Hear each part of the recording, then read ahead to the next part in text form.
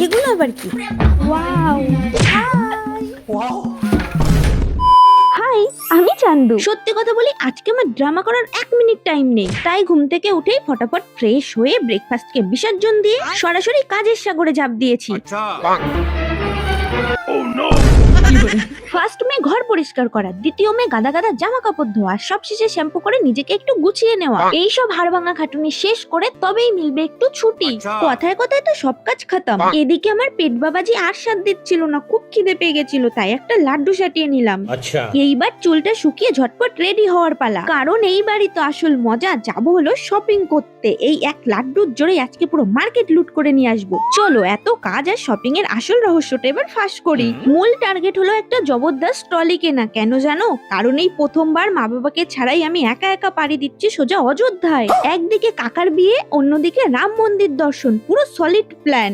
দেখো, প্রথমেই চলে গেছিলাম একটা ট্রলি ব্যাগের দোকানে। সেখানে দাম টাম শুনে একটা আইডিয়া নিয়ে ডিরেক্ট চলে গেলাম শপিং মল, মানে বিশালে। মলে গিয়ে দেখি যেই ট্রলি বাইরে 2000 টাকা, সেই ট্রলি মলের ভিতরে 2500 থেকে 3000 টাকা। আর এটা তো নর্মাল ব্যাপার, মলে তো দাম বেশি হবেই। তাই ওখান থেকে চট করে কেটে সোজা চলে গেলাম কুকিং আইটেমের দিকে।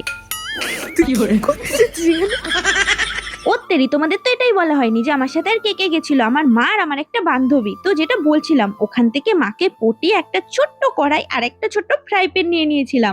তারপর ওখান থেকে বেরিয়ে সোজা দৌড় দিলাম কিড সেকশনের দিকে, কারণ আমার জামা কাপড় ওখানেই পাওয়া যায়।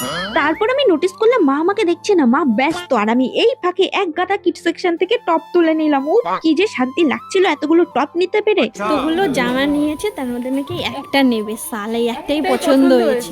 এতগুলোর মধ্যে ওনার একটা পছন্দ হয়েছে। হাও আজব। আর আমি তো যেটা ধরি আমার সেটাই পছন্দ। হ্যাঁ, তোর তো পছন্দ হবেই চান্দু, ফ্রির টাকা না, তোর বাড়ি তো কাঁঠাল গাছ আছে। ইয়ে কি জানি বলছিলাম, ও হ্যাঁ দেখো, বিল থেকে মল থেকে বিল করে বেরিয়ে ডিরেক্ট চলে গেছিলাম আবার ট্রলি ব্যাগের দোকানে। সেখান থেকে আমার পছন্দ বাদ দিয়ে মার পছন্দ মতো একটা ট্রলি ব্যাগ নিয়ে বেরিয়ে পড়লাম। তারপর হাবড়া স্টেশনে গিয়ে সাটিয়ে নিলাম একটু ঘুগনি। তার মধ্যে চলে আসলো ট্রেন, আর ট্রেন ধরে সোজা চলে আসলাম ঠাকুরনগর। আর টোটো ভাড়া 10 টাকা বাঁচানোর চক্করে আমি 20 মিনিট ওখানে আমার বাবার জন্য দাঁড়িয়েছিলাম। তারপর শেষমেশ বাবা আসলো, আর বাবার টোটোতে করে ডিরেক্ট চলে আসলাম বাড়ি। বাড়ি এসেই ট্রলি থেকে সবকিছু বের করে গুছিয়ে ফ্রেশ হয়ে নিলাম। তারপর দেখি বাবা আমার জন্য নিয়ে এসছে মোমো। চলো মোমো খেতে খেতে দেখে নি কে কে নাম নিতে বলেছে। স্নেহা, পূর্ণা, সৃষ্টি, অন্বেষা আর মারিয়া। চলো এবার ডিনারের পালা। আজকে ডিনারে ছিল খিচুড়ি, আর সাথে নিয়েছিলাম একটু সন্দেশ। এখন আমি খেতে শুরু করে, তোমরা ঝটাপট আমাকে ফলো আর সাবস্ক্রাইব করে ফেলো। তো টাটা।